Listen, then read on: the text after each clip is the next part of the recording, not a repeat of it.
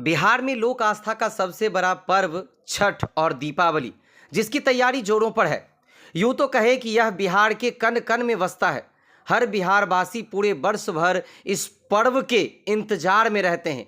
लेकिन तस्वीर बेगूसराय जिला के तेघरा से है, जहां संत पॉल पब्लिक स्कूल तेघरा में विद्यालय में अध्ययनरत छात्र छात्राओं के द्वारा दिवाली के मद्देनजर विभिन्न प्रकार की मनोरम, उत्कृष्ट और हृदय को रंगों से ओतप्रोत कर देने वाली रंगोली का निर्माण किया गया। छात्र छात्राओं ने रंगोली बनाया।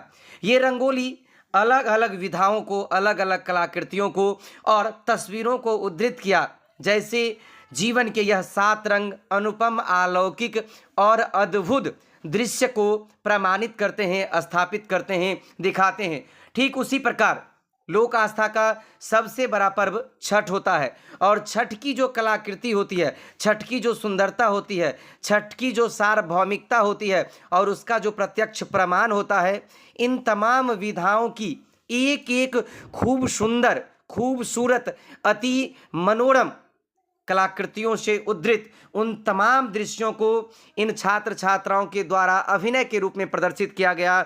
उन्हें बड़ी बारीकी से सजाया गया कि जो अन्य दर्शक दीर्घा में बैठे छात्र थे वह भी रोमांचित हो रहे थे। हालांकि इसकी जानकारी देते हुए विद्यालय के प्रबंध निर्देशक सुनील कुमार, जिन्होंने बताया कि केवल छात्र छात्राओं को गुणवत्तापूर्ण किताबी ज्ञान से अवगत कराना ही शिक्षा का मूल उद्देश्य नहीं है, अपितु सामाजिक परिवेश में जीवन जीने की कला और विभिन्न प्रकार की जो कलाकृतियां हैं, विभिन्न प्रकार के जो आयोजन हैं, प्रयोजन हैं, विभिन्न प्रकार के जो हमारे पर्व हैं, ये तमाम पर्व हमारे जीवन पर काफ़ी गहरा प्रभाव डालता है और इसका हमारे जीवन के साहित्य, अध्यात्म, कला, संस्कृति, शिक्षा, समाज सेवा, राजनीति, इन तमाम चीज़ों पर उसका प्रभाव पड़ता है। और इसी के उद्देश्य से विद्यालय में अध्ययनरत छात्र छात्राओं के जीवन में पर्वों के महत्व को समझाने के लिए और फिर उसकी व्यवस्था क्या है, उसकी व्याख्या क्या है, उसका कलात्मक, गुणात्मक और रचनात्मक प्रभाव क्या है, इन तमाम चीज़ों को लेकर यह कार्यक्रम आयोजित की गई। जिन कार्यक्रमों में विद्यालय के छात्र छात्राओं ने तो भाग लिया ही, तमाम शिक्षक भी रहे और शैक्षणिक वातावरण में सुखद, सुंदर और उत्कृष्ट कार्यक्रम का आयोजन हुआ। इसको लेकर विद्यालय के अधिकारियों ने क्या कुछ कहा, आइए आपको भी सुनवाते हैं। Puja is actually a festival that is invented in us, and we are actually giving a new tradition, a new learning to our youngsters who are unaware of everything, because nowadays they are impacted with all the social media, and social media cannot enrich our students, our new generation, our next generation with all the traditions and rituals. That's why we have celebrated this festival in our school to learn something about their culture. Ma'am, आपने रंगोली प्रतियोगिता भी करवाया, इसके बारे में detail बताएंगे?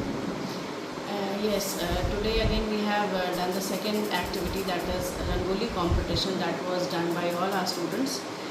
Actually, this activity gives our students a kind of a development that is also part of NEP 2020 to develop the skill of the particular child. It's not necessary that in a new generation or the upcoming generation they all are good in studies, so that all activities that is equally important for all the students. If they are not good in studies, if they are good in extra activities, we are empowering our students to be with all the activities and skills for their livelihood.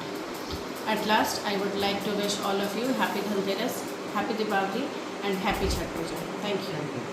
लोक आस्था का पर्व, बच्चों में धर्म का ज्ञान, बच्चों में आस्था पैदा हो, ईश्वर के प्रति बच्चे आस्थावान हों और हमारी परंपराओं से और हमारी संस्कृति से बच्चे जुड़े रहें, इन्हीं उद्देश्यों के लिए मैंने बच्चों के बीच छठ पूजा का आयोजन किया। सर, मैं देख रहा हूँ कि रंगोली प्रतियोगिता का भी आयोजन किया और बच्चों ने बहुत ही खूबसूरत रंगोली बनाया।